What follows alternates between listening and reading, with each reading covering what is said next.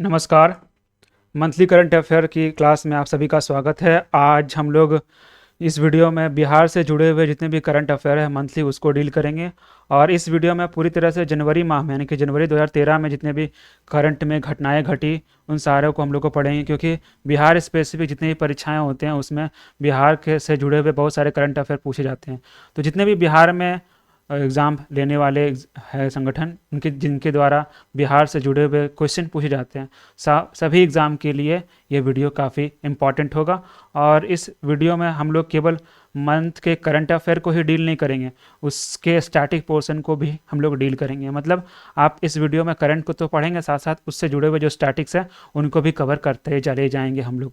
तो आज हम लोग सिर्फ जनवरी माह के पढ़ने वाले हैं, तो चलिए शुरू करते हैं। सबसे पहला जो आप लोगों के स्क्रीन पे जो न्यूज़ है वो ये है कि election commission appoint Maithili Thakur as a Bihar state icon. तो इलेक्शन कमीशन ऑफ इंडिया जो है उन्होंने बिहार का जो स्टेट आइकन के रूप में ये जो मैथिली ठाकुर जो आपको स्क्रीन पर दिख रही हैं उनको स्टेट आइकन के रूप में इलेक्शन कमीशन के द्वारा अपॉइंट किया गया है। तो क्वेश्चन पूछा जा सकता है कि इलेक्शन कमीशन ने बिहार का स्टेट्स आइकन किसको अपॉइंट किया, तो मैथिली ठाकुर को अपॉइंट किया गया है। बता दो जो मैथिली ठाकुर है वो एक क्लासिकल जो इंडियन क्लासिकल है म्यूज़िक उसमें ट्रेंड है, और ये जो लोकगीत है वो गाया करती है। और इनको जो संगीत नाटक एकेडमी है उनके द्वारा उस्ताद बिस्मिल्लाह खान युवा पुरस्कार से भी सम्मानित किया जा चुका है। और क्योंकि ये काफ़ी समय से छोटी उम्र से ही काफ़ी समय से जो लोकगीत है वो गाया कर रही है, और जिसके चलते उनको संगीत नाटक एकेडमी के द्वारा पुरस्कार दिया गया। और हाल में जो इलेक्शन कमीशन है इंडिया उन्होंने इसको इनको बिहार का स्टेट आइकन के रूप में अपॉइंट किया है। ठीक है, तो हम लोग स्टार्टिंग में थोड़ा जान लेते हैं इलेक्शन कमीशन ऑफ इंडिया के बारे में। तो जो आर्टिकल 321 है, आर्टिकल 321, ठीक है, आर्टिकल 324 सॉरी 321 है 324, ठीक है, आर्टिकल 324 है जो इलेक्शन कमीशन ऑफ इंडिया को डील करता है। ठीक है, और चूँकि यह कॉन्स्टिट्यूशन में दर्ज है, कॉन्स्टिट्यूशन के किसी आर्टिकल के अकॉर्डिंग काम करता है इलेक्शन कमीशन, तो इलेक्शन कमीशन है कॉन्स्टिट्यूशनल बॉडी भी है, ये कॉन्स्टिट्यूशनल बॉडी भी है। और फिलहाल इलेक्शन कमीशन के जो चीफ इलेक्शन कमिश्नर कौन है, तो फिलहाल इलेक्शन कमीशन के चीफ इलेक्शन कमिश्नर है राजीव कुमार हैं। ठीक है, राजीव कुमार जी जो है वो चीफ इलेक्शन कमीशन है फिलहाल। और इलेक्शन कमीशन जो है 3 मेंबर का बॉडी है, 3 मेंबर का बॉडी। एक जो होता है चीफ इलेक्शन कमीशन हो गया और 2 अदर मेंबर होते हैं। तो एक जो चीफ इलेक्शन कमीशन हो गया उनका नाम राजीव कुमार है, और दूसरे जो दो अदर जो मेंबर हैं उनमें एक का नाम अनूप चंद्र पांडे, ठीक है, अनूप चंद्र पांडे, ठीक है, और दूसरे जो इलेक्शन कमीशन के जो सदस्य हैं उनका नाम है अरुण गोयल। तो ये 2 जन हैं जो, और ये उनको चीफ मिला के ये 3 जन जो है इलेक्शन कमीशन में काम करते हैं।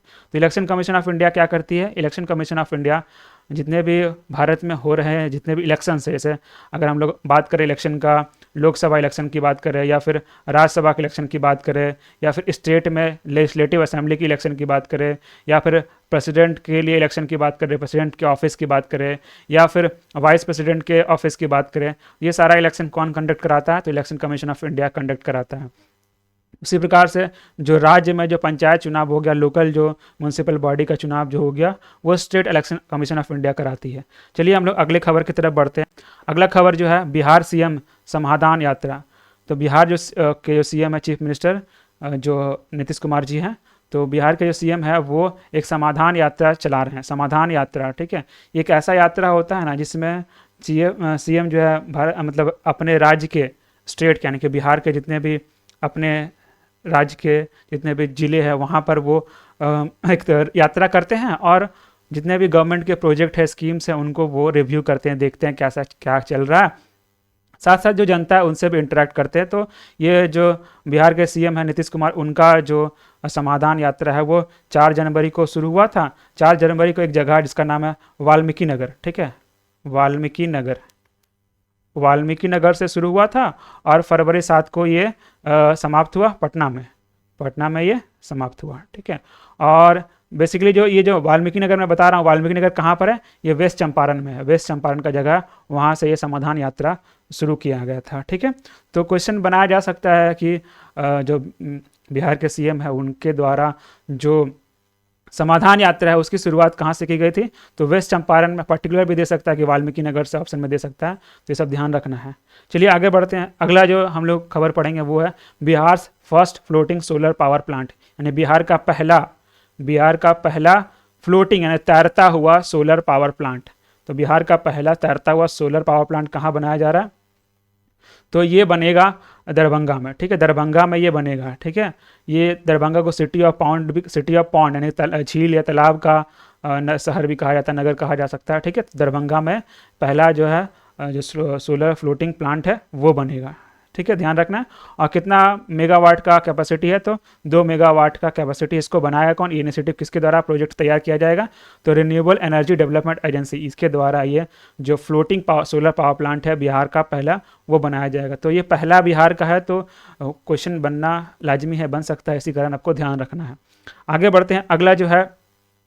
अगला ये है कि जो union home minister Amit Shah, उन्होंने जो जितने भी देश के पुलिस स्टेशन यानी कि थानाज है सभी का कुछ एक रैंकिंग निकालती है देश में, पूरा कितना रैंकिंग है, कौन सा थाना कौन सा पुलिस स्टेशन 1 नंबर पे है, 2 नंबर पे, 3 नंबर पे, इस तरह से 2022 का जो रैंकिंग हुआ उसमें बिहार का भी एक स्टेशन है पुलिस स्टेशन, अरवल का जो महिला थाना है, अरवल का वुमेन पुलिस स्टेशन, उसको भी उस रैंक में कुछ स्थान मिला, ठीक है। और जो पूरे भारत का जो प्रथम 3 यानी कि फर्स्ट सेकंड थर्ड उसमें से जो बिहार का एक जो थाना है वो भी आया। तो अगर उस रैंकिंग में देखें तो पहला स्थान पे कौन सा आया, तो उड़ीसा का एक पुलिस स्टेशन है, इसका नाम है अस्का पुलिस स्टेशन, जो कि गंजम में है, ठीक है, गंजम डिस्ट्रिक्ट का है। गंजम डिस्ट्रिक्ट का अस्का पुलिस स्टेशन वो पहला नंबर पे आया उस रैंकिंग में। और दूसरा जो आया वो उत्तराखंड में एक चंपावत जिला है, वहाँ पर बनबासा पुलिस स्टेशन, वो दूसरा नंबर पे है। उसी प्रकार से तीसरा नंबर पे बिहार के जो जिला है अरवल का जो वुमेन पुलिस स्टेशन यानी कि महिला जो थाना अरवल का, उसको स्थान मिला है, ठीक है। तो ध्यान रखना है कि अरवल जो महिला थाना है उसको पूरे ऑल इंडिया के जो बेस्ट 3 पुलिस स्टेशन है उसमें रैंक मिला है, ठीक है। आगे बढ़ते हैं। अगला जो है पद्मा अवार्ड्स के बारे में हम लोग जानते हैं। तो पद्मा अवार्ड 2023 की जो घोषणा हुई थी उसमें से जो बिहार के 3 लोगों को पद्मा अवार्ड मिला। तो पद्मा अवार्ड्स में 3 तरह के अवार्ड होते हैं, एक पद्म विभूषण, उसके बाद पद्म भूषण और पद्मश्री, ये तीनों अवार्ड है। उसमें से पद्म विभूषण बिहार में से किसी को नहीं मिला और पद्म भूषण भी किसी को नहीं मिला और पद्मश्री जो है 3 लोगों को मिला। किनको मिला, सुभद्रा देवी आर्ट के कला के क्षेत्र से मिला, Anand Kumar literature and education के क्षेत्र से मिला, कपिल देव प्रसाद जो कोई आर्ट के क्षेत्र है कला के क्षेत्र से मिला। थोड़ा सा हम लोग इनके बारे में भी जानेंगे, जितने भी पद्मश्री जिनको इसको मिला उनके बारे में थोड़ा सा हल्का सा उसके बारे में भी जानेंगे। उससे पहले थोड़ा जान लेते हैं पद्मा अवार्ड्स क्या है। तो पद्मा जो अवार्ड्स है ना, ये नागरिकों को दिए जाने, सिविलियन को दिया जाने वाला सर्वोच्च सम्मान में गिना जाता है। सबसे पहला भारत का जो दिया जाने वाला सर्वोच्च सम्मान जो 1 नंबर का हो गया वो हो गया क्या, भारत रत्न हो गया। भारत रत्न के बाद जो दिया जाता है ना वो है पद्म विभूषण, उसके नीचे पद्म भूषण और पद्मश्री। ये पद्मा अवार्ड्स को बनाया गया था 1954 में, इसको 1954 में तैयार किया गया था ये पद्मा अवार्ड्स। और पद्मा अवार्ड्स 3 कैटेगरी में दिए जाते हैं, 3 कैटेगरी में दिए जाते थे, उसी का नाम बदल करके पद्मा विभूषण पहला, दूसरा पद्म भूषण और तीसरा पद्मश्री कर दिया गया। और ऐसा बोला जाता है कि एक जो साल है उसमें एक बार में यानी एक ईयर में जो अनाउंसमेंट होता है जो कि रिपब्लिक डे के दिन अनाउंस होता है और मार्च अप्रैल के टाइम में इनको दिया जाता है अवार्ड प्रेसिडेंट के द्वारा हाथ में थमाया जाता है, मतलब दिया जाता है, ठीक है। और बोला जाता है कि 120 से ज़्यादा लोग नहीं दे सकते हैं, 120 से ज़्यादा लोगों को अवार्ड नहीं दे सकते एक साल में। और पहले किसी को व्यक्ति को मिलेगा तो पद्मश्री मिलेगा, उसके बाद पद्म भूषण मिलेगा, उसके बाद पद्म विभूषण मिलेगा, मतलब ऐसा है, ठीक है। डायरेक्ट ऊपर किसी को नहीं मिल सकता, ऐसा है, मतलब यहाँ पर दिया गया। और साथ साथ कुछ और भी प्रोसेस है, उसको हम लोग अलग से पद्म अवार्ड्स के बारे में डील किया, वहाँ पर आप देख लीजिएगा। अब चलिए हम लोग आते हैं कि जो बिहार में जो है जो लोग हैं जिनको पद्मश्री मिला उनके बारे में जान लेते हैं। तो कौन कौन से लोगों को पद्मश्री मिला है बिहार में, वो है पहला सुभद्रा देवी जो कि आर्ट के क्षेत्र से है, कला के क्षेत्र से है। उनका यहाँ पिक्चर आपको दिख रहा है, ये एक मिथिला की आर्टिस्ट है। और ये पेपर जो मैक है, जो पेपर से जो कुछ कलाकृति बनाया जाती है, उसके लिए ये काफ़ी अच्छा काम करे, इसीलिए इनको सुभद्रा देवी को पद्मश्री मिला है, जो कि बिहार से। उसका दूसरे व्यक्ति जिनको बिहार से पद्मश्री मिला इस बार रिपब्लिक डे में 26 जनवरी को, वो है आनंद कुमार, जो कि लिटरेचर और एजुकेशन के क्षेत्र से हैं। आपको पता ही होगा, ये सुपर 30 के फाउंडर हैं, जो कि एक जितने भी अंडर प्रिविलेज सेक्शन यानी गरीब बच्चे हैं, जो पढ़ना चाहता है, जो आईआईटी में एडमिशन कराना चाहता है, एडमिशन लेना चाहता है और आगे इंजीनियरिंग के क्षेत्र में कुछ करना चाहता है, तो उनके लिए एक तरह से मुफ्त में उन लोगों को तैयार करने के लिए ये इनिशिएटिव चलाए थे। और बहुत सारे जो बढ़िया बड़े इंस्टीट्यूट है उसमें एडमिशन कराए हैं बच्चों लोगों को, मतलब मदद किए हैं, एजुकेशन के फील्ड में बच्चों को मदद किए, जिसकी वजह से इनको पद्मश्री दिया गया। उसके बाद है कपिल देव प्रसाद, इनको भी कला के क्षेत्र में मिला। और ये जो बीघा विलेज नालंदा जो है जिला, उसके बीघा विलेज के एक वीवर है, ठीक है, वीवर है, इनको अवार्ड किया गया। इनका जो कलाकारी है, क्योंकि ये एक्सपर्ट हैं, जो बवान बोटी साड़ी जो होता है उसमें ये एक्सपर्ट हैं, तो उसके क्षेत्र में बवान बोटी साड़ी जो है साड़ी है उसके क्षेत्र में काम किए हैं, इस वजह से इनको पद्मश्री अवार्ड दिया गया। तो ये था बिहार के व्यक्ति जिनको पद्मश्री मिला है। तो ध्यान रखना है, बिहार से स्पेसिफिक जो करंट अफेयर है उसमें पूछे जा सकते हैं इनके बारे में। अब आते हैं, चलिए अगला जो न्यूज़ है, Bihar pitches 5 major wetland for Ramsar tag. Bihar जो है ना, बिहार राज्य, उन्होंने 5 और जो वेटलैंड्स है, ठीक है, वेटलैंड, उनको रामसर टैग जो है दिलवाने के लिए मतलब वो बात कही है, ठीक है। तो बिहार में ऑलरेडी एक रामसर जो साइट है वो उपलब्ध है। तो बिहार में अभी फ़िलहाल एक कौन सा रामसर साइट उपलब्ध है, तो काबर झील जो बेगूसराय में है, काबर झील, वो बेगूसराय का जो झील है उसका पिक्चर यहाँ पर आपने को देखने को मिल रहा है। तो काबर झील एक रामसर साइट ऑलरेडी मौजूद है बिहार में, जो उनको कब दर्जा मिला था रामसर साइट का, तो अगस्त 2020 में रामसर साइट का दर्जा मिला था काबर झील को, जो कि बेगूसराय में। उसके अलावा बिहार गवर्नमेंट चाहती है कि और 5 जो वेटलैंड है उनको भी रामसर टैग का दर्जा मिल जाए, रामसर साइट का दर्जा मिल जाए। कौन कौन सा वेटलैंड को प्रपोज किया गया बिहार गवर्नमेंट के द्वारा, तो पहला है कुशेश्वर स्थान दरभंगा में जो है उसके लिए, उसके बाद ताल बैराला वैशाली का, उसके बाद है गोगाबिल जो है कटिहार का वो, और नागिनक्टी डैम जो कि जमुई में है। ये 5 यानी कि यहाँ पर ये जो दरभंगा वाला एक हो गया कुशेश्वर, दूसरा हो गया ताल बैराल, वो दूसरा हो गया, और तीसरा हो गया गोगाबिल, और चौथा हो गया नागी, और 5वां हो गया नकटी। ये 5 जो वेटलैंड्स है उनको रामसर टैग के लिए प्रपोज किया गया बिहार गवर्नमेंट के द्वारा। इसमें जो पहला जो 3 है ना, कुशेश्वर हो गया, ताल बैराल हो गया और गोगाबिल हो गया, ये तीनों नेचुरल स्ट्रक्चर है, नेचुरली बनाया है, ठीक है। लेकिन जो नागिनक्टी डैम है, ये जो जमुई वाला, वो मैनमेड आदमी के द्वारा बनाया गया है। तो अब थोड़ा सा बात कर लेते हैं कि रामसर जो टैग है, रामसर साइट के लिए इतना जो बिहार गवर्नमेंट क्यों प्रपोज कर रही है। तो रामसर साइट का अगर उनको रामसर साइट का दर्जा मिल जाएगा तो जो रामसर कन्वेंशन है उनके अंतर्गत आ जाएंगे। तो रामसर कन्वेंशन आने के अंदर क्या होता है कि उनको एक स्पेशल प्रोटेक्शन, कंजर्वेशन के लिए स्पेशल प्रोटेक्शन मिल जाएगा इंटरनेशनल लेवल का ट्रीटी के अनुसार। तो रामसर जो कि ईरान में एक जगह है, वहाँ पर 2 फरवरी 1971 को एक मीटिंग हुआ था, उसी में एक एग्रीमेंट साइन हुआ था जिसको रामसर कन्वेंशन बोलते हैं। और उसी कन्वेंशन के बाद बहुत सारे जो वेटलैंड्स हैं उनको कंजर्वेशन की बात के लिए स्टार्ट हुआ था। तो रामसर साइट जो है, रामसर जो एक ईरान में जगह है, वहाँ पर कन्वेंशन के थ्रू जितने भी वेटलैंड हैं उनको कंजर्व करने के लिए बात होता है। वहाँ पर जो एग्रीमेंट साइन हुआ था उसके अंतर्गत लाने के बाद वो वेटलैंड को प्रोटेक्शन के लिए तरह तरह के चीज़ें हैं वो की जाती है जो होना चाहिए उसको प्रोटेक्ट करने के लिए, ठीक है। और चूँकि 2 फरवरी को रामसर कन्वेंशन साइन हुआ था, इस वजह से जो वर्ल्ड वेटलैंड डे है, वर्ल्ड वेटलैंड डे, वो हम लोग 2 फरवरी को मनाते हैं। तो ध्यान रखना 2 फरवरी को क्या मनाया जाता है, वर्ल्ड वेटलैंड डे मनाया जाता है। या फिर ऐसा क्वेश्चन तो पूछा जा सकता है कि वर्ल्ड वेटलैंड डे कब मनाया जाता है, तो 2 फरवरी को मनाया जाता है। चलिए आगे बढ़ते हैं।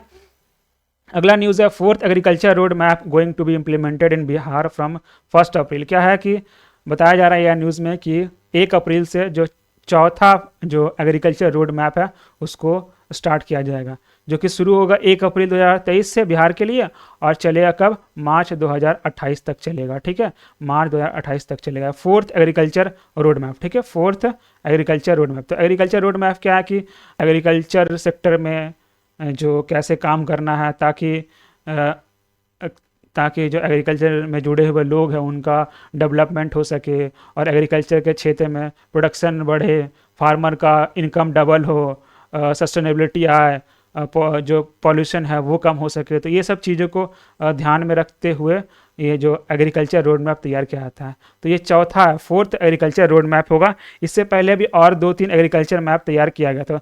जो इससे पहले थर्ड था, थर्ड का समय था आपका 2017 से लेकर 2022 के बीच में चला। जो थर्ड एग्रीकल्चर रोड मैप था वो 2017 से 2022 के बीच में चला। उससे पहले सेकंड वाला जो चला है वो 2012 से लेकर 2017 के बीच में सेकंड वाला रोड मैप का टाइम पीरियड था। चलिए अगली खबर की तरफ बढ़ते हैं। अगला खबर है मिथिला हाट। तो चीफ मिनिस्टर जो नीतीश कुमार है उनके द्वारा एक नया मिथिला हाट नाम का हाट है, इसके बारे में जानेंगे हम लोग, इसी के बारे में पढ़ेंगे अभी। तो मिथिला हाट जो है मधुबनी जो है जिला, वहाँ पर ये उद्घाटन किया गया। कब किया गया? 11 जनवरी को उद्घाटन किया गया। और कब किया गया? तो समाधान यात्रा जो चल रहा है उसी दौरान समाधान यात्रा में जब मधुबनी पहुंचे थे तो मधुबनी में मिथिला हाट का जो उद्घाटन करा गया। ये जो मिथिला हाट है वो दिल्ली हाट जैसा है ना, उसी के तर्ज पर इसको भी तैयार किया गया है मिथिला हाट को। और बेसिकली हाट क्या होता है? देखिए क्या हाट वह एक ऐसा जगह होता है ना जहाँ पे उस क्षेत्र का, उस रीजन का जो लोकल कल्चरल या फिर कोई भी आर्ट हो गया उससे जुड़ा हुआ कोई प्रोडक्ट है उसको वहाँ पर लगाया जाता है, एक मार्केट लगाया जाता है, वहाँ पर उस चीज़ को बिक्री वगैरह खरीद बिक्री होता है। ठीक है, हाट, ठीक है, कल्चरल हाट के रूप में होता है जहाँ पर आर्ट और कल्चर को प्रमोट किया जाता है। तो उसी प्रकार से जो मिथिला रीजन का जो आर्ट एंड कल्चर है उसको प्रमोट करने के लिए उसी दिल्ली हाट के तर्ज पे मिथिला हाट को बनाया गया है, जो कि मिथिला रीजन का जो कल्चर है उसको प्रमोट करेगा। देखिए थोड़ा मिथिला रीजन के बारे में देख लेते हैं। तो ये बिहार का मैप है, आपको पता है, यहाँ पर वेस्ट चंपारण है, यहाँ ईस्ट चंपारण है। तो ये जो आपको येलो कलर का फिगर दिख रहा है ना, ये मिथिला रीजन आता है, इसको मिथिला रीजन बोलते हैं, येलो कलर वाला। और ये भोजपुर वाला रीजन है, भोजपुरी रीजन है। और ये मगही रीजन है, जो स्काई ब्लू है, ग्रीन वाला भोजपुरी रीजन है। बेसिकली जो मैथिली जो रीजन है उसमें मगही, मैथिली और भोजपुरी बोला जाता है। और आपका जो भोजपुरी रीजन है यहाँ पर, और यहाँ पर आपका मगही रीजन है। ठीक है, ये आपके लैंग्वेज के आधार पर बंटवारा है। तो यही मैथिली रीजन जो है, इसी रीजन का जो आर्ट एंड कल्चर है उसके प्रमोशन के लिए मिथिला हाट बनाया गया। इसका अगर एग्जैक्ट लोकेशन की बात करें तो जो नेशनल हाईवे 57 है, जो 57 है वहाँ पर अररिया संग्राम विलेज है, उसी के आसपास ये बनाया गया, जो कि झांझरपुर ब्लॉक है, वहाँ पड़ता है, मधुबनी जिला का। इसका एग्जैक्ट लोकेशन दिया गया है।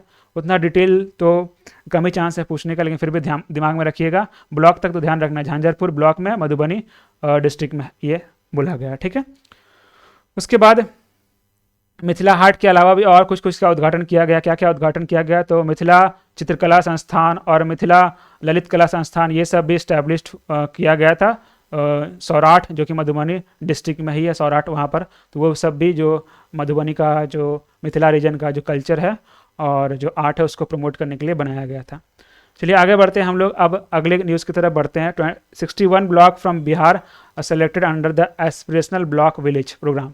क्या है कि जैसा कि पता है आप लोगों को, एस्पिरेशनल डिस्ट्रिक्ट प्रोग्राम जो नरेंद्र मोदी जी के द्वारा चलाया जा रहा है, उसी प्रकार से 2023 को नरेंद्र मोदी जी के द्वारा 7 जनवरी 2023 को एस्पिरेशनल ब्लॉक प्रोग्राम लॉन्च किया गया, जो कि जितने भी ब्लॉक्स हैं उनको, जितने भी पिछड़े ब्लॉक्स हैं, जो पिछड़े हुए हैं ऐसे ब्लॉक, ठीक है, ब्लॉक जो पिछड़े हुए हैं उनके विकास के लिए कुछ मापदंड तैयार करके उस जगह पर लागू करा के उस ब्लॉक का डेवलपमेंट के लिए एस्पिरेशनल ब्लॉक प्रोग्राम लॉन्च किया गया 7 जनवरी 2023 को।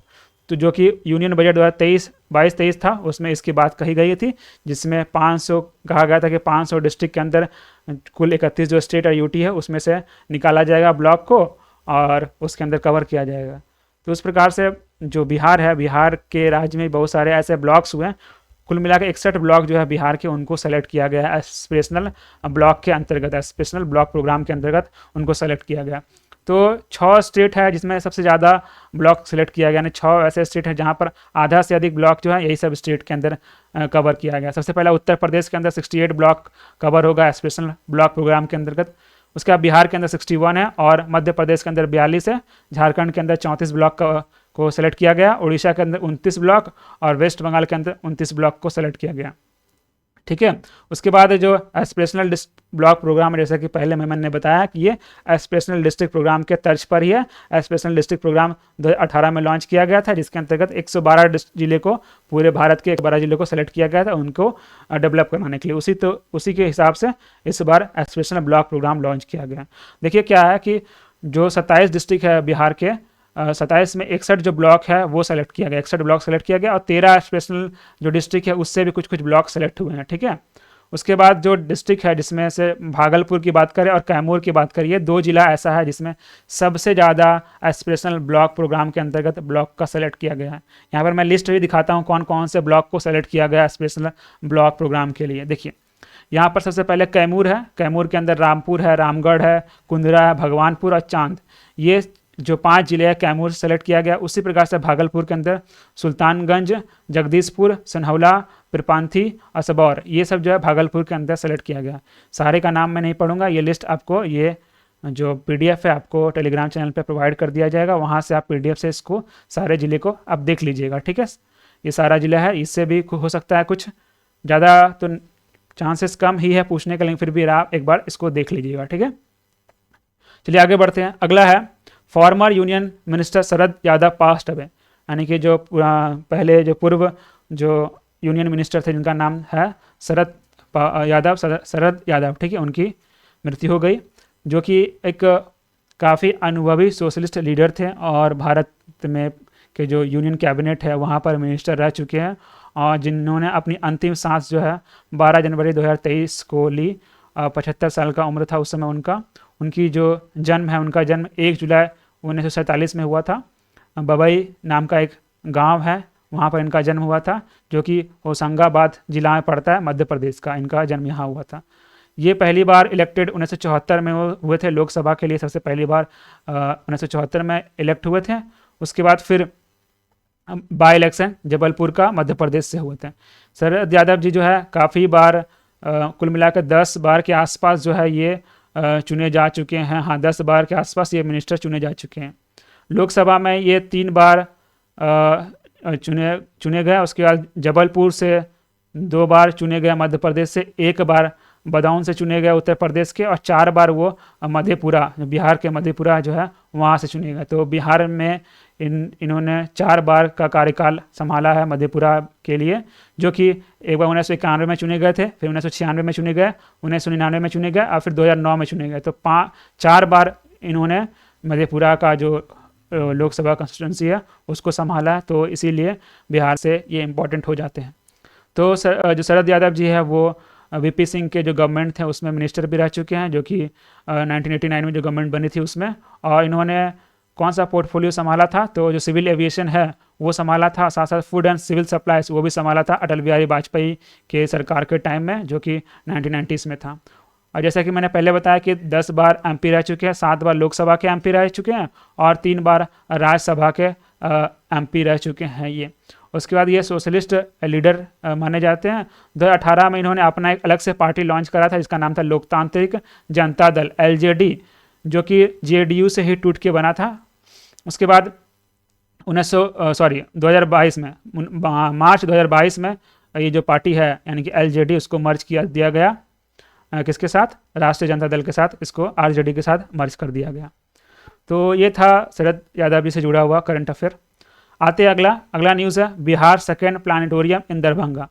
प्लानिटोरियम, जो बिहार का प्लानिटोरियम है, दूसरा प्लानिटोरियम वो दरभंगा में बनाया जाएगा। तो पहला प्लानिटोरियम कहाँ है, तो पहला प्लानिटोरियम कहाँ है, फर्स्ट प्लानिटोरियम जो है वो पटना में है, पटना में फर्स्ट प्लानिटोरियम। और सेकंड कहाँ बनाया जाएगा, दरभंगा में बनाया जाएगा। ठीक है।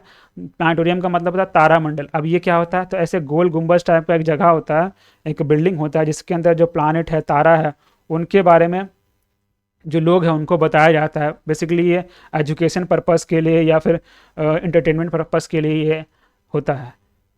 ठीक है। तो चीफ मिनिस्टर जी के द्वारा, जो नीतीश कुमार है उनके द्वारा 12 जनवरी को इसका उद्घाटन किया गया, जो कि दूसरा तारामंडल, दूसरा प्लानिटोरियम होगा बिहार का। ठीक है। चलिए आगे बढ़ते हैं। ये भी, इसका भी उद्घाटन, जो समाधान यात्रा हो रहा था उसी समय इसका भी उद्घाटन किया गया। आगे बढ़ते हैं। अगला जो न्यूज़ है वो है 1200 साल पुराना जो मिनिएचर स्तूपा है वो मिला नालंदा डिस्ट्रिक्ट में। तो नालंदा डिस्ट्रिक्ट है वहाँ पर राजगीर जगह है जहाँ पर नालंदा महाविहार है। नालंदा महाविहार है, वही नालंदा जो विश्वविद्यालय हम लोग बोलते हैं ना, सबसे पुराना बिल्डिंग, सबसे पुराना जो विश्वविद्यालय जो जिसको बोलते हैं नालंदा महाविद्यालय, तो वही नालंदा जो महाविहारा है उसी के कैंपस में जो सराय टीला नाम का जगह है, वहाँ पर जो आर्कियोलॉजिकल सर्वे ऑफ इंडिया है उन्होंने, जो कि पटना सर्कल का आर्कियोलॉजिकल सर्वे ऑफ इंडिया, उन्होंने एक मिनिएचर यानी छोटा छोटा स्तूपा खोजा है, वहाँ पर खोज करा है छोटा छोटा स्तूपा। अब बताया जा रहा है कि 1200 साल पुराना है ये, ठीक है। स्तूपा में बहुत सारे स्टोन का काविंग है जिसमें बुद्धा का फिगर देखने को मिल रहा है। तो जो नालंदा महाविहारा है, नालंदा महाविहारा जो कि नालंदा खंडर के नाम से भी प्रचलित है बिहार में, तो वो नालंदा जो महाविहार है उसका एक्चुअल अगर हम लोग साल बोले तो एक्चुअल टाइम पीरियड क्या था, तो 500 सी से लेकर आपका 1200 सी के आसपास वो था, यानी गुप्ता पीरियड के टाइम का वो महाविहारा है, गुप्ता पीरियड का टाइम, गुप्ता डायनेस्टी के टाइम का, ठीक है, जिसको golden period of Indian history बोला जाता है। तो ये न्यूज़ था, ठीक है। तो चलिए आगे बढ़ते हैं। अगला है committee constituted to suggest measure to prevent floods in north Bihar. क्या है, देखने को आपको मिलता ही है कि बिहार का जो कैलेमिटी है वो काफ़ी ड्रास्टिक देखने को मिलता है। बिहार का अगर हम लोग मैप ड्रॉ करें, रफ मैप इस तरह से मान लीजिए बिहार का रफ मैप है, और जो गंगा नदी बीच से डिवाइड करती है और ऊपर में बहुत सारे छोटे छोटे नदियाँ हैं ट्रिब्यूटरीज है गंगा की, तो उत्तर जो बिहार होता है उसमें बहुत सारे बाढ़ देखने को मिलते हैं, और दक्षिण वाला ज़्यादातर वो सूखा के से ग्रसित रहता है। तो उत्तर वाला काफ़ी बाढ़ देखने को मिलता है, बहुत ज़्यादा बाढ़ होता है, जिसकी वजह से उत्तर भारत में काफ़ी तबाही होता है। तो नॉर्थ बिहार में जो बाढ़ है उसको रोकने के लिए कमेटी बनाया गया, उसका एक्सपर्ट कमेटी बनाया गया, जिसके हेड किसको बनाया गया, RK जैन को उस कमेटी का चेयरमैन बनाया गया। याद रखना है, उत्तर भारत में बाढ़ को मेजर करने के लिए, उनको सजेस्ट करने के लिए उस पर कमेटी बनाई गई है, RK Jain committee. RK Jain जो सेंट्रल वाटर कमीशन है उसके चेयरमैन भी है, ठीक है। तो उनके चेयरमैनशिप में ये कमेटी को गठित किया गया है, और ये जो कमेटी क्या करेगी, जो 1984 से लेकर 2019 तक के जितने भी डेटास हैं, satellite data flood affected area के, उस डेटा को स्टडी करेगी और भी चीज़ों को देखेगी, और ये निष्कर्ष निकालेगी कैसे बिहार का जो बिहार का जो बाढ़ है उसको कम किया जा सके, उससे लोगों को बचाया जाए। तो इसी पर काम करेगी ये जो कमेटी है, ठीक है। चलिए आगे बढ़ते हैं। अगला जो है, Bhojpuri is the second most spoken language in Bihar. जो भोजपुरी जो है बिहार का दूसरा सबसे अधिक बोला जाने वाला भाषा है बिहार का, ठीक है। तो एक सर्वे चल रहा था, लिंग्विस्टिक सर्वे ऑफ इंडिया, तो उसमें देखा गया कि सबसे ज़्यादा हिंदी बोला जाता है बिहार में सबसे ज़्यादा हिंदी बोला जाता है, जो कि अराउंड 8.6 करोड़ लोग बोलते हैं बिहार में हिंदी। उसके बाद भोजपुरी बोलते हैं, दूसरा नंबर पे भोजपुरी बोला जाता है बिहार में। कितने लोग बोलते हैं, 2.58 करोड़ लोग जो है बिहार में भोजपुरी बोलते हैं। उसके बाद और भी लोग जो हैं अलग अलग भाषा बोलते हैं, जैसे कि मैथिली बोलते हैं 1.30 करोड़ लोग, हाँ मैथिली बोलते हैं बिहार के। उसके बाद मगही बोलते हैं 1.13 करोड़ मगही बोलते हैं। उसके बाद उर्दू बोलते हैं 87.70 लाख जो लोग हैं वो उर्दू बोलते हैं। उसके अलावा कुछ और भी लैंग्वेज है जिनके बारे में यहाँ जिक्र करा गया है। सबसे पहला है सूरजपुरी। ये सूरजपुरी जो है एक लैंग्वेज है जो कि इंडो आर्यन लैंग्वेज है, और ये मिक्सर है बंगाली और फिर मैथिली और हिंदी, ये 3 लैंग्वेज का मिक्सर है ये सूरजपुरी। और कहाँ बोला जाता है, तो इंडिया में, नेपाल में और बांग्लादेश में, 3 देश में बोला जाता है। इंडिया में पर्टिकुलर जो बंगाल हो गया आपका बिहार हो गया, और यही दोनों जगह में ये सूरजपुरी भाषा बोला जाता है। तो वो बिहार के 23 डिस्ट्रिक्ट है वहाँ पर ये भाषा बोला जाता है, और ज़्यादातर ये जो सूरजपुरी भाषा है वो किशनगंज हो गया, पूर्णिया, कटिहार, अररिया, यानी कि जो बंगाल से सटा हुआ जो ज़िला है ना वो ज़्यादा बोला जाता है ये सूरजपुरी। तो सूरजपुरी क्या है, एक ऐसा भाषा है जो बंगाली, मैथिली और हिंदी का मिक्सचर है। उसके अलावा भी एक और यहाँ पर लैंग्वेज का जिक्र किया गया जिसका नाम है कुरमाली ठार। इसको कुरमाली ही बोला जाता है, कुरमाली भी इसको बोला जाता है, जो कि अगेन इंडो आर्यन लैंग्वेज है, जो कि इंडिया, नेपाल, बांग्लादेश में बोला जाता है, और ज़्यादा ये इंडिया में झारखंड के आसपास वाला एरिया वहाँ बोला जाता है, कुरमाली इसको ही बोलते हैं। तो बिहार में 103 ही ऐसे लोग देखने को मिले जो ये कुरमाली ठार लैंग्वेज बोलते हैं। तो ये था इस न्यूज़ के अंतर्गत हम लोग को जो जानना था। आगे बढ़ते हैं। अगला जो है 5G, launch of 5G services in Bihar. तो बिहार में जो 5G का सर्विस है उसको लॉन्च किया गया। तो जनवरी 14/2023 को जो रिलायंस जियो है उन्होंने 5G का सर्विस लॉन्च किया। कहाँ पे? पटना और मुजफ्फरपुर सिटी में इसको लॉन्च किया गया। भारती एयरटेल जो है वो पहले ऐसी टेलीकॉम कंपनी थी जिन्होंने बिहार में 5G सर्विसेज को लॉन्च किया। और 5G सर्विसेज जो भारतीय एयरटेल है उन्होंने कब लॉन्च किया था? पटना में उसको 28 नवंबर 2022 को ही लॉन्च कर चुकी है। अभी जो लॉन्च हुआ किसके द्वारा लॉन्च किया गया? तो जियो के द्वारा लॉन्च किया गया, रिलायंस जियो के द्वारा लॉन्च किया गया। जनवरी में लॉन्च किया गया था, ठीक है, जनवरी में लॉन्च किया गया था। पटना और मुजफ्फरपुर में लॉन्च किया गया। उसके बाद जो भारतीय एयरटेल है उन्होंने भी अनाउंस कर दिया कि अपना जो 5G प्लस सर्विसेज है वो अब मुजफ्फरपुर, बोधगया, भागलपुर में भी देगी। तो हम लोग थोड़ा सा यहाँ पर जो सर्विसेज है 5 जनरेशन सर्विसेज है उनके बारे में भी जान लेते हैं। तो आप लोग को सुनने को मिलता होगा 1G services, 1G, 2G, 3G, ये 4G और 5G। ये क्या है? ये बेसिकली जो डेटा का ट्रांसफ़र का स्पीड है उसके आधार पर इसको क्लासीफाई किया गया। और भी चीज़ें हैं लेकिन जो बेसिक जो चीज़ें हैं लोग जो ध्यान रखते हैं वो डेटा का स्पीड को ही ध्यान रखते हैं। तो अगर हम लोग बात करें 5G की स्पीड की, तो 5G को माना गया कि इसका जो 1 GB पर सेकंड Gbps जो है इसका स्पीड होता है। 4G का अराउंड जो है 200 Mbps से लेकर 1 Gbps के बीच में होता है, ठीक है, 1 Gbps के बीच में होता है। और 3G का जो सर्विसेज है वो 2 Mbps के आसपास होता है, 2 Mbps के आसपास होता है। और 2G का स्पीड जो होता है वो अराउंड 40 से लेकर 64 kbps के आसपास होता है। और 1G का हो गया 2 kbps के आसपास होता है, ठीक है, kbps के आसपास होता है। ये बेसिक डिफरेंस होता है ये तीनों जनरेशन, जितना ये पाँचों जनरेशन वाला जो सर्विसेज है उसके बीच में। नहीं कि कह सकते हैं 5G सर्विसेज में क्या होगा, जो स्पीड होते हैं उसकी ट्रांसफ़र स्पीड काफ़ी अधिक होता है। ट्रांसफ़र स्पीड अधिक होने की वजह से हम लोग जो रियल टाइम डेटा है उसको हम लोग फेच कर पा सकते हैं। जो डिले होता है, लैग होता है डेटा का ट्रांसफ़र होने में, वो बचेगा और हम लोग काफ़ी चीज़ों को कनेक्ट कर पाते हैं। तो 5G जो टेक्नोलॉजी है वो काफ़ी रेवोल्यूशनाइज कर देगा पूरे जो टेक्निकल कर सकता है या फिर नेटवर्क इंटरनेट की दुनिया, उसको बदल के रखने की क्षमता रखता है। जैसे जैसे स्पीड बढ़ेगा वैसे चीज़ें और भी साथ में चीज़ें जुड़ेगी, ठीक है। 5G का फ़ायदा ये भी हो सकता है कि हम लोग जो सर्जरी वगैरह ऑनलाइन सर्जरी भी हम लोग रियल टाइम करा सकते हैं। तो बहुत सारा बेनिफिट है, उसको हम लोग किसी 5G सर्विसेज का अलग से डेडिकेटेड वीडियो में देखेंगे। अगला है first multi modal logistic park इन बिहार, यानी कि बिहार का पहला मल्टी मॉडल लॉजिस्टिक पार्क बनाया जाएगा। कहाँ बनाया जाएगा? तो 13 जनवरी को मीटिंग में ये बात कहा गया और अप्रूव कर लिया गया कि फतुहा के पास, ठीक है, जो पटना के आसपास जगह है फतुहा, वहाँ पर ये बनाया जाएगा, ठीक है। पहला मल्टी मॉडल लॉजिस्टिक पार्क बनाया जाएगा बिहार में, ठीक है। तो ये क्वेश्चन बनने का ज़्यादा संभावना है कि मल्टी मॉडल लॉजिस्टिक पार्क कहाँ बनेगा पहला बिहार का, तो वो बनेगा फतुहा में, ठीक है, जो कि 100 एकड़ के आसपास का ज़मीन है। अब होता है दिमाग में ये आपका आ रहा होगा कि ये लॉजिस्टिक पार्क क्या होता है। तो लॉजिस्टिक पार्क ऐसा पार्क होता है ना जहाँ पर जितने भी ट्रांसपोर्ट को लेकर कोई भी सामान जो हो गया, लॉजिस्टिक सामान हो गया, उसके ट्रांसपोर्ट, उसका मैनेजमेंट, उसका रखने को लेकर जो जगह होता है, इंडस्ट्रियल एरिया बनाया जाता है जहाँ पर कोई भी सामान को ले जाने या ढोने को लेकर मैनेजमेंट का काम जो जहाँ पर होगा उस एरिया को कहेंगे लॉजिस्टिक पार्क कहेंगे, ठीक है। तो इसको तैयार किया जाएगा। चलिए आगे बढ़ते हैं। अगला ये है कि एक रिपोर्ट है, इसको बोलते हैं annual status education report. Annual status education report, इसको शॉर्ट में बोलते हैं ASER, जिसका 2023 का एडिशन निकाला गया। इसको तैयार कौन करती है? इसको तैयार करती है प्रथम नाम का एक NGO है, उसके द्वारा इसको तैयार किया जाता है, ठीक है।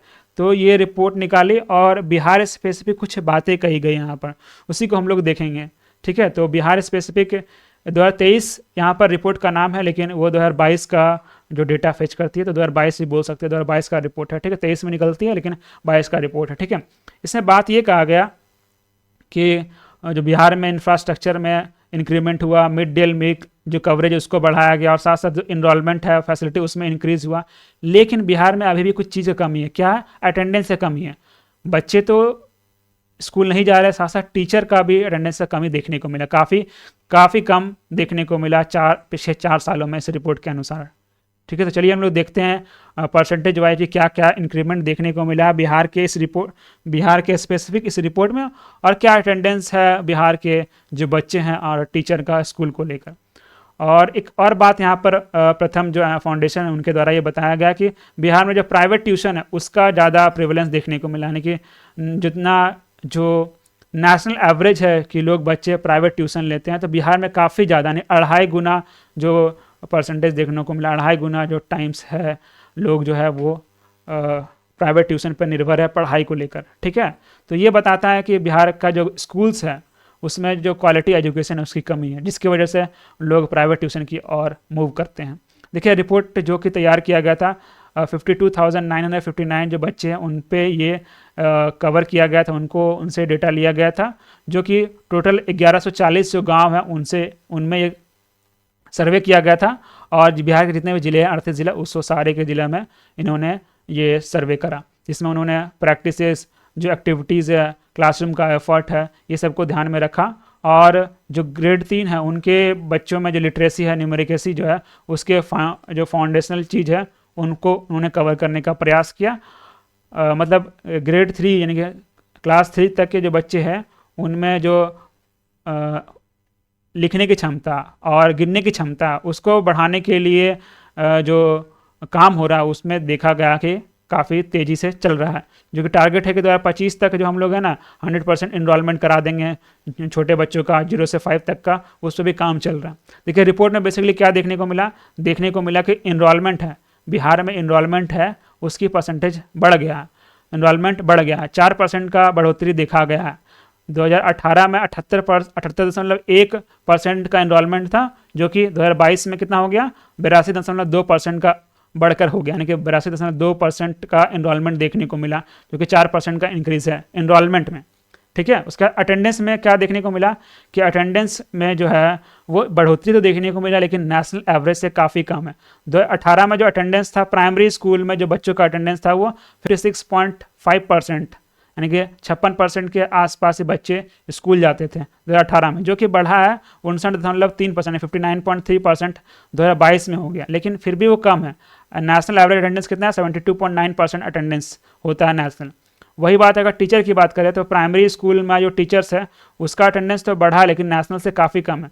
2018 में 68.5% टीचर स्कूल जाते थे प्राइमरी स्कूल पढ़ाने के लिए, अटेंडेंस था उनका, लेकिन वो 2022 में कितना हो गया, 2022 में 80.9% हो गया, लेकिन क्या है वो भी नेशनल से कम है। नेशनल कितना 86.8% है नेशनल। तो बिहार के जो स्कूल है उसमें अटेंडेंस टीचर और स्टूडेंट का बढ़ाने की आवश्यकता है। उसके बाद अगर अपर प्राइमरी की बात करें, अपर प्राइमरी का भी ट्रेंड जो है कुछ इसी तरह से है। अगर अपर प्राइमरी में बच्चों के अटेंडेंस की बात करें तो 52.9% था 18 में, जो कि 53.3% हो गया 2022 में।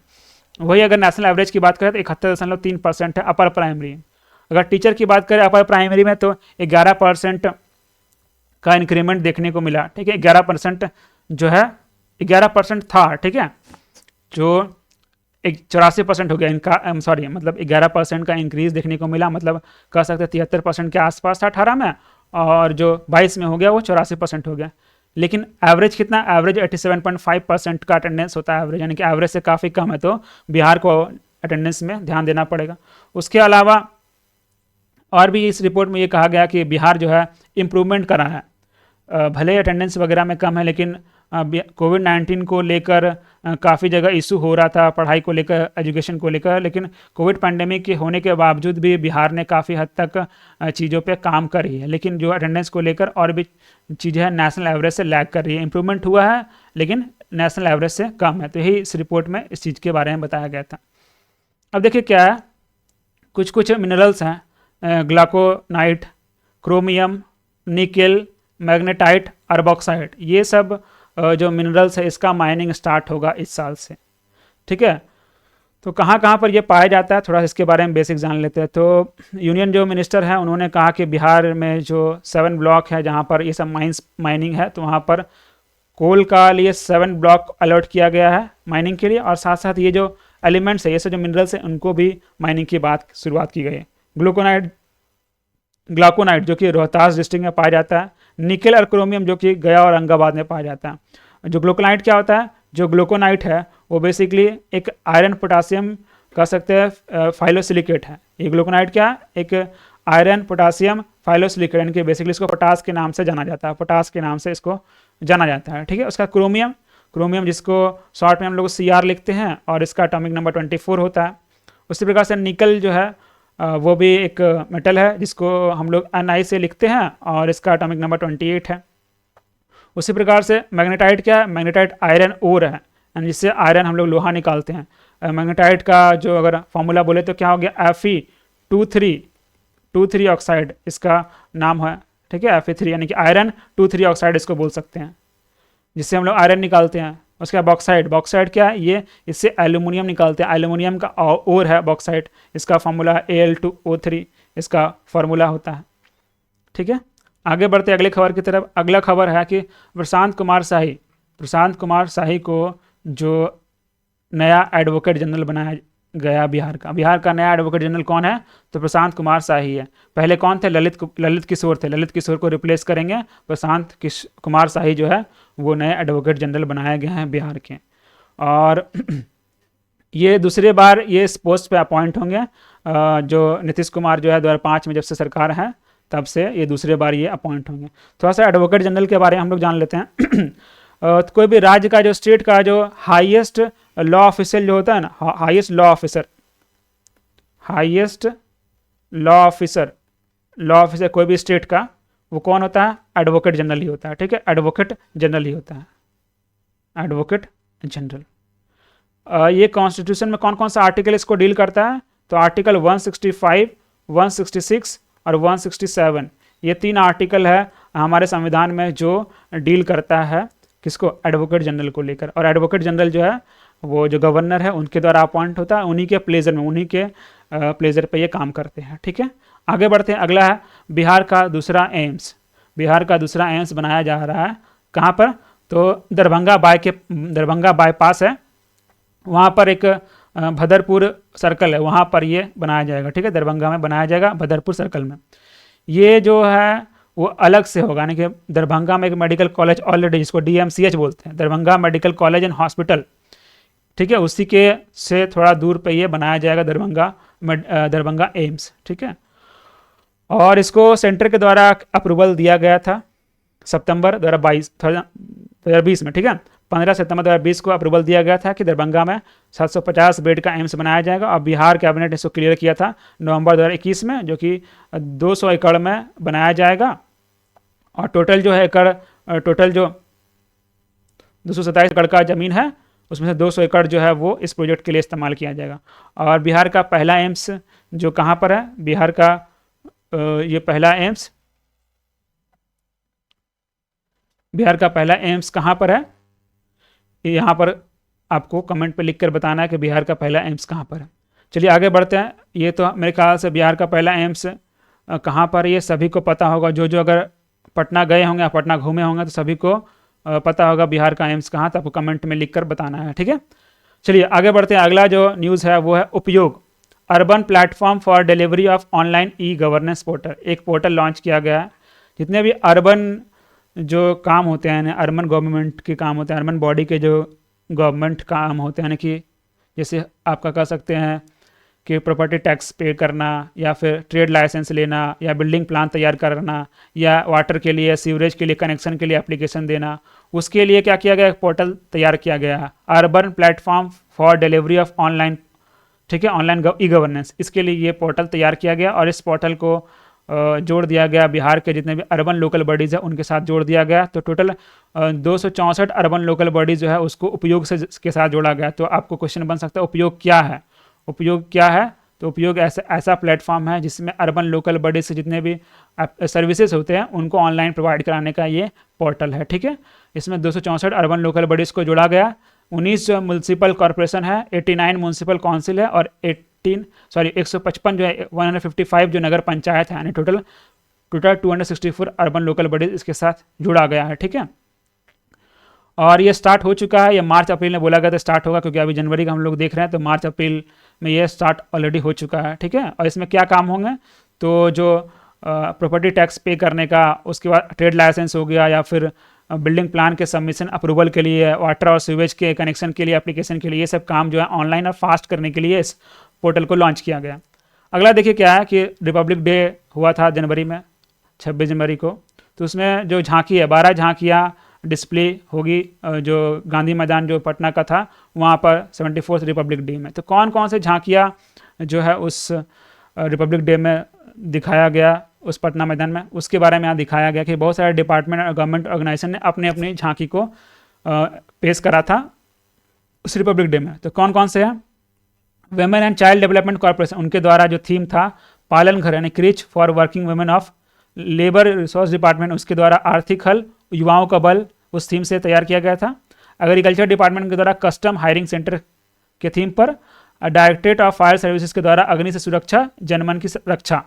उसके वाटर रिसोर्स डिपार्टमेंट के द्वारा गंगा जल आपूर्ति योजना के नाम से थीम था। पंचायती राज डेवलपमेंट का जो थीम था वो सशक्त पंचायत समृद्धि गांव। और आर्ट एंड कल्चर डिपार्टमेंट का जो थीम था वो खेल रहा है बिहार, खिल रहा है बिहार। उसका टूरिज्म डिपार्टमेंट का था ओढ़नी डैम ऑफ बांका। उसका बिहार एजुकेशन प्रोजेक्ट काउंसिल का था अपनी पाठशाला मस्ती की पाठशाला।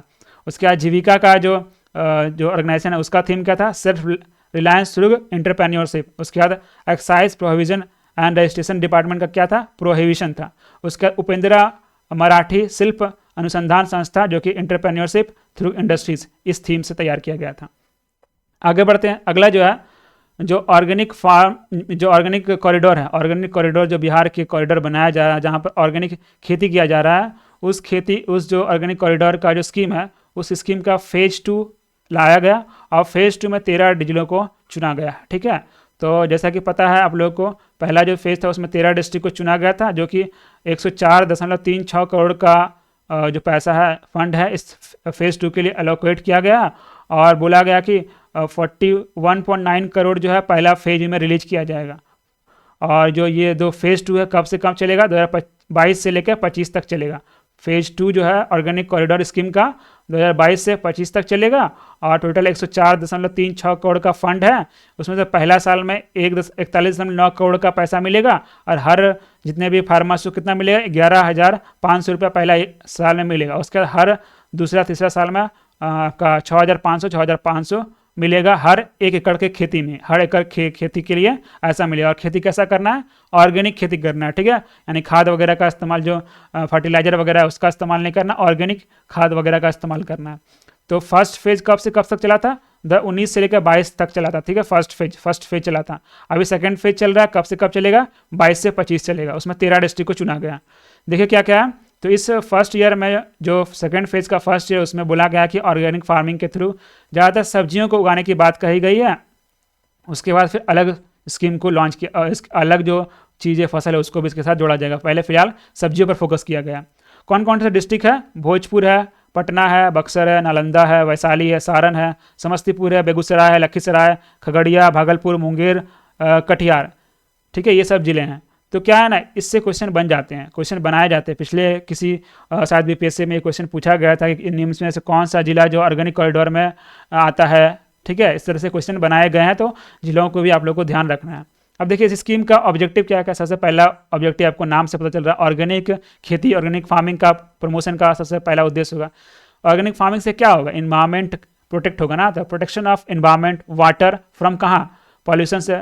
ठीक है, उसका प्रोडक्शन ऑफ केमिकल फ्री, ये भी अगला पॉइंट है। Production of chemical free vegetables क्या है कि हम लोग जो फर्टिलाइजर्स, केमिकल फर्टिलाइजर डाल के जो खेती करते हैं उसमें जो कुछ मात्रा में वेजिटेबल्स में भी रह जाता है जो हमारे शरीर के लिए घातक होता है। तो वैसे हम लोग को वेजिटेबल्स तैयार करना है जिसमें केमिकल्स वगैरह नहीं होगा। साथ साथ जो केमिकल्स हम लोग इस्तेमाल करते हैं उससे सॉइल का हेल्थ ही ख़राब होता है ना, तो सॉइल के हेल्थ का प्रोटेक्शन के लिए भी काम होगा। साथ साथ जो preservation of beneficial bacteria available in the soil, क्या है कि हम लोग केमिकल फर्टिलाइजर का इस्तेमाल करते हैं जिसकी वजह से सॉइल में जो इंपॉर्टेंट बेनिफिशियल बैक्टीरिया वो सब भी मर जाते हैं। ठीक है, तो जो बेनिफिशियल बैक्टीरिया उसको भी बचाने का काम किया जाएगा इस स्कीम के माध्यम से। तो काफ़ी बढ़िया स्कीम है जो ओवरऑल फ़ायदा ही है, लेकिन क्या है ना कि शॉर्ट टाइम पे ये प्रोडक्शन कम कर देता है। ऑर्गेनिक फार्मिंग से जो प्रोडक्शन होता है वो कम होता है, तो कुछ हद तक हम लोग के लिए शॉर्ट टाइम में ये थोड़ा सा जो किसान है उन लोगों को प्रॉब्लम होगा, इसी वजह से इंसेंटिव दिया जा रहा है गवर्नमेंट के द्वारा। लेकिन लॉन्ग टर्म में क्या होगा?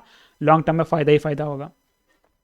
आगे बढ़ते हैं। अगला क्या है ना बिहार का जो पहला सेल्फ मूट, ठीक है, और डिजिटल कोड बनाया गया कहाँ, भागलपुर में बनाया गया। तो पहला सेल्फ मूट डिजिटल कोड कहाँ बनाया गया, तो भागलपुर में बनाया गया, ठीक है। कहाँ पर, तो एक नतनागर नाम का जगह है वहाँ पर, भागलपुर के वहाँ पर बनाया गया है, जहाँ पर हाई कोर्ट और सुप्रीम कोर्ट के हियरिंग होंगे, ठीक है, ऑनलाइन। और इनको स्टार्ट कौन करा गया, किनके द्वारा इसको बनाया गया, तो एक सीनियर एडवोकेट, इनका नाम अनिल झा, ठीक है, जो कि नूरपुर मतलब शहर है वहाँ का, नाथनगर जो है वहाँ से, नाथनगर में है वो, वहाँ के हैं, जो कि भागलपुर डिस्ट्रिक्ट का है, ठीक है, वहाँ के व्यक्ति हैं। अनिल झा के द्वारा ये डिजिटल कोड बनाया गया भागलपुर में।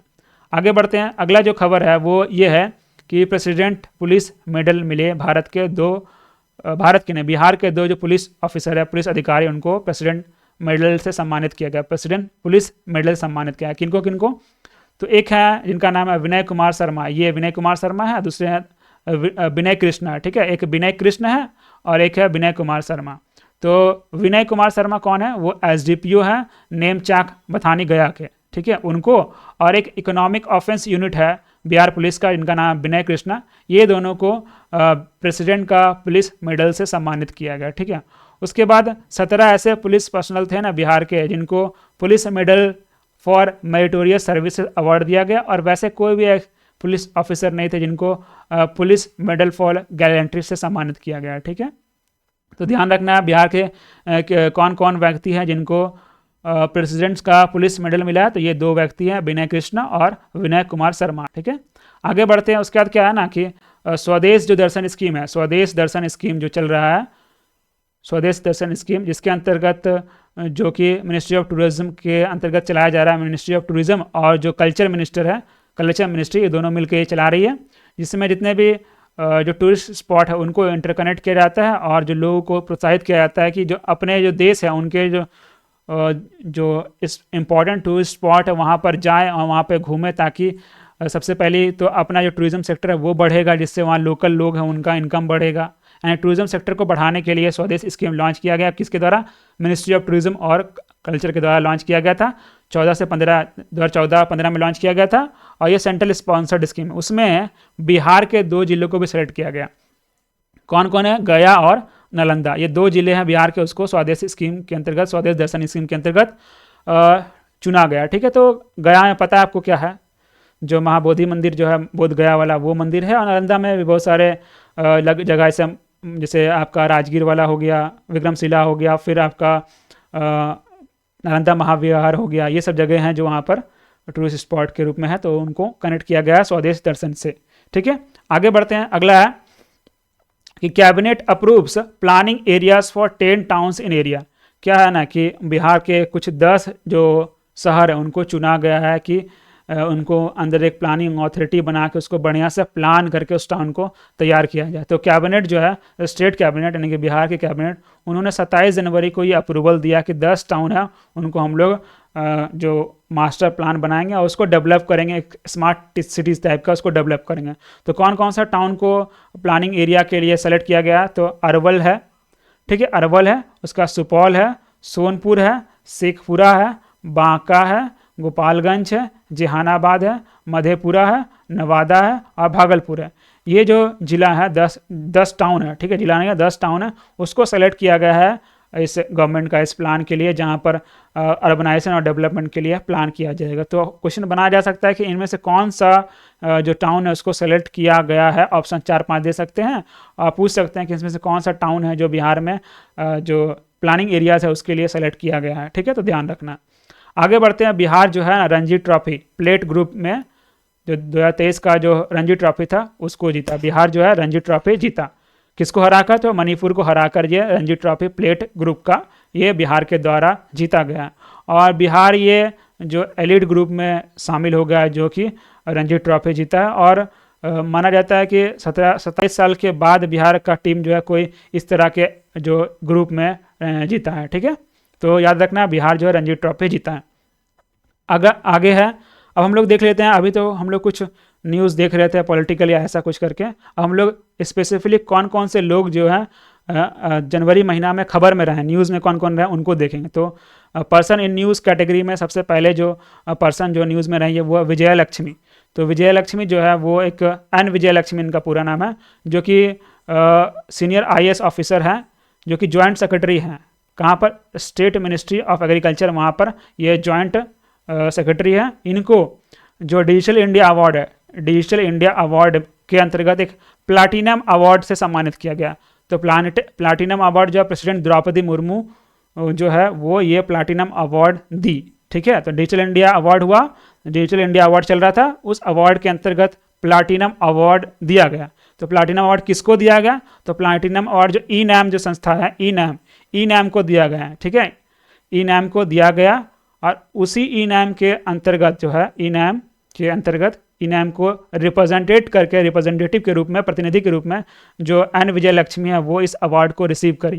कौन सा अवार्ड को, प्लैटिनम अवार्ड रिसीव करी। कौन, आईएएस जो एन विजय लक्ष्मी है उनके द्वारा ये अवार्ड को रिसीव करा गया। किसके तरफ से, तो ई नैम के तरफ से ये अवार्ड को रिसीव किया गया। और डिजिटल इंडिया अवार्ड कौन बनाई, कौन देती है, तो डिजिटल इंडिया अवार्ड जो है सेंटर का जो मिनिस्ट्री है, यानी कि electronics and information technology ministry, उनके द्वारा ये अवार्ड दिया जाता है। तो ठीक है, अगले जो व्यक्ति जो न्यूज़ में रहा वो है रंजीत कुमार वर्मा। तो रंजीत कुमार वर्मा एक काफ़ी चर्चित जो एजुकेशनिस्ट है, साइंटिस्ट, यानी कि एक तरह से प्रोफेसर हैं। ठीक है, इनको अपॉइंट किया गया है, जो इंडियन साइंस कांग्रेस एसोसिएशन है उसका जनरल सेक्रेटरी इनको अपॉइंट किया गया है। तो इनको अपॉइंट किया गया है जनरल सेक्रेटरी के रूप में। किसका, तो इंडियन साइंस कांग्रेस एसोसिएशन का जनरल सेक्रेटरी अपॉइंट किया गया। ये पहला टाइम है कि बिहार का कोई जो शिक्षाविद है उनको इस तरह का जो पोस्ट है, ये जो प्रेस्टिजियस पोस्ट है इंडियन साइंस कांग्रेस एसोसिएशन का जनरल सेक्रेटरी के रूप में अपॉइंट किया गया। ठीक है, रंजीत कुमार वर्मा। आगे बढ़ते हैं, उसके बाद पंडित केसरी नाथ त्रिपाठी। तो पंडित केसरी नाथ त्रिपाठी जो है ये बिहार के गवर्नर रह चुके हैं, साथ साथ वेस्ट बंगाल के भी गवर्नर रह चुके हैं, और ये सीनियर बीजेपी लीडर हैं। इनका देहांत हो गया 88 की उम्र में, जो कि जनवरी माह में हुआ था, तो इस वजह से ये न्यूज़ में रहे। ठीक है, याद रखना, पंडित केसरी नाथ त्रिपाठी कौन थे, तो पूर्व बिहार और वेस्ट बंगाल के गवर्नर रह चुके हैं और बीजेपी लीडर हैं ये। उसके बाद एस के सिंगल जो है वो पुराने बिहार के डीजीपी हैं। ठीक है, उनको अपॉइंट किया गया, नया चेयरमैन अपॉइंट किया गया। क्या चीज़ का अपॉइंट किया गया, नया चेयरमैन, कहाँ का, तो central selection board of constable, central selection board of constable का नया चेयरमैन किनको अपॉइंट किया गया, तो पुराने बिहार के डीजीपी हैं एस के सिंघल, उनको अपॉइंट किया गया था। ठीक है, उसका देखिए ईशान किशन और मुकेश कुमार, ये दो क्रिकेटर हैं बिहार से, जिनको जो नया टीम बनाया गया, नया स्क्वाड बनाया गया, उसके लिए सेलेक्ट किया गया। ईशान किशन को जो है ना, जो इंग्लैंड के खिलाफ जो T20 और ODI जो होना था, अब तो हो चुका है, तो उसके लिए जो है इनको सेलेक्ट किया गया। ठीक है, ODI और T20 जो सीरीज था न्यूजीलैंड के खिलाफ, उसमें ईशान किशन का सिलेक्शन हुआ, और उसका मुकेश कुमार जो है वो भी T20 जो सीरीज़ है उसमें सिलेक्शन हुआ। उसके बाद प्रशांत कुमार शाही भी न्यूज़ में रहे, आपको पता है इनके बारे में हम लोगों ने डिस्कस कर चुके हैं कि प्रशांत कुमार शाही जो है नए एडवोकेट जनरल बनाए गए हैं बिहार के। इससे पहले कौन थे, ललित किशोर थे बिहार के एडवोकेट जनरल, अब कौन है, प्रशांत कुमार शाही। अब देखिए कुछ कुछ जो संस्था, कुछ कुछ ऑर्गेनाइजेशन या कुछ कुछ जगह जो है न्यूज़ में रही, उसको भी हम लोग इसमें देख लेते हैं। तो सबसे पहला पटना न्यूज़ में रहा।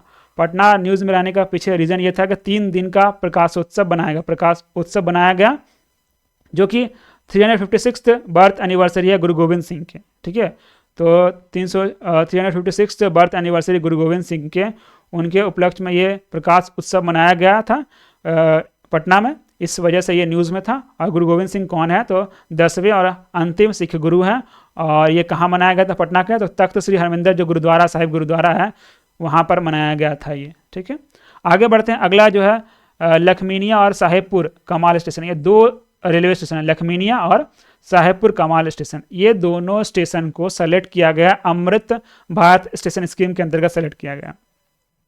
तो जितने भी भारत है ना, जितने भी भारत के रेलवे स्टेशन हैं उनके रीडेवलपमेंट के लिए स्कीम है अमृत भारत स्टेशन स्कीम।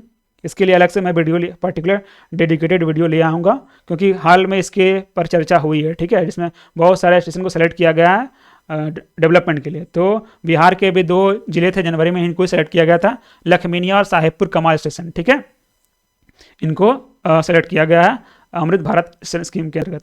उसके बाद पटना कॉलेज का स्थापना दिवस मनाया गया, 161 स्थापना दिवस पटना कॉलेज का मनाया गया, जो कि 9 जनवरी 1963 को स्थापित किया गया था। ठीक है, तो 9 जनवरी को मनाया गया था। तो हम लोग जनवरी का करंट अफेयर देख रहे हैं, तो जनवरी में ये पटना कॉलेज का क्या है, स्थापना दिवस मनाया गया था। आते हैं दरभंगा भी न्यूज़ में रहा। क्यों न्यूज़ में रहा दरभंगा न्यूज़ में, आपको पता है, क्योंकि दरभंगा जो है वहाँ पर बिहार का दूसरा एम्स बनाया जा रहा है, ठीक है, जो कि 750 बेड का एम्स होगा दरभंगा में, ठीक है। आगे बढ़ते हैं, अगला और लास्ट है कि जनवरी माह में कुछ रैंकिंग, बिहार स्पेसिफिक कुछ रैंकिंग निकले, तो उसको हम लोग यहाँ पर देखेंगे। तो क्या है कि डिस्ट्रिक्ट इंडस्ट्री सेंटर का जो दिसंबर 2022 में जो मंथ में रिलीज किया गया रैंकिंग, ये कौन सा जिला जो है इंडस्ट्री सेक्टर में काफ़ी बढ़िया काम कर रहा है, तो नालंदा जो है वो टॉप पे आया, ठीक है। नालंदा टॉप पे आया कितना मार्क्स के साथ, तो 100 में से 59 मार्क्स के साथ, 59 मार्क्स के साथ नालंदा टॉप पे रहा। कौन सा इंडेक्स में, तो डिस्ट्रिक्ट इंडस्ट्री सेंटर इन बिहार इस आपके इंडेक्स में। और मधेपुरा जो है वो सबसे बॉटम पे था, यानी कि मधेपुरा में इंडस्ट्री का जो स्थिति है काफ़ी ख़राब है, ऐसा इस रैंकिंग के अनुसार है। तो इस प्रकार से हम लोगों ने जनवरी माह का जितना भी करंट अफेयर्स जो है, जो बिहार स्पेसिफिक कोई भी एग्ज़ाम्स में पूछे जाते हैं, उनके हम लोगों ने इसमें कवर किया। इसमें मैंने करंट अफेयर के साथ साथ कोशिश करा कि जितने भी स्टैटिक पोर्शन है उसको भी डील करें, ताकि उस पॉइंट से रिलेटेड कोई भी आप लोग को डाउट ना रहे। तो इसी को मैंने प्रयास किया। अगर आपको इस जो वीडियोस है इसके जितने भी लिखा हुआ चीज़ है, मतलब करंट अफेयर्स है, उसका अगर PDF चाहिए साथ में लिखा हुआ, तो आप ये जो QR कोड देख रहे हैं इसको स्कैन करके टेलीग्राम चैनल से जुड़ सकते हैं, वहाँ पर आपको PDF मिल जाएगा, या फिर आप डायरेक्टली ये सर्च करके भी आप PDF प्राप्त कर सकते हैं टेलीग्राम से। तो मिलते हैं अगले क्लास में, फरवरी के क्लास में मिलते हैं, तब तक के लिए धन्यवाद।